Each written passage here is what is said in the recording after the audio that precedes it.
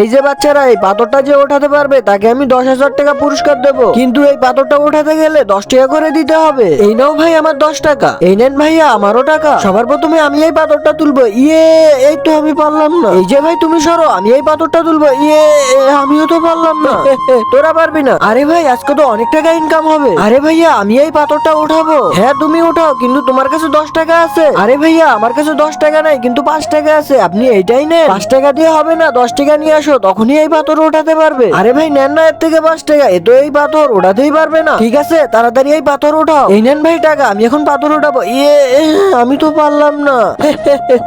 আরে আমার বাবা তো অনেক অসুস্থ। বাবা তুমি চিন্তা করিও না, তোমার জন্য আমি যেভাবে হোক ওষুধ ব্যবস্থা করে নিয়ে আসবো। ভাইয়া এই পাথরটা ওঠানোর জন্য আরেকবার আমাকে সুযোগ দেন না। আরে তুমি তো প্রথমবারই এই পাথর ওঠাতে পারো না, এখন কি পারবে? আচ্ছা ঠিক আছে তোমাকে সুযোগ দিলাম। সেটা দেখার আগে আল্লাহর এই সুন্দর নামটি দেখে যারা লাইক সাবস্ক্রাইব করবে, হে আল্লাহ তুমি তাদেরকে হজ করার তৌফিক দান করে দিও। হে আল্লাহ আপনি আমাকে সাহায্য করুন যেন আমি এই পাথরটা তুলতে পারি। ইয়া আলী, এ তো আমি পাথরটা তুলতে পেরেছি।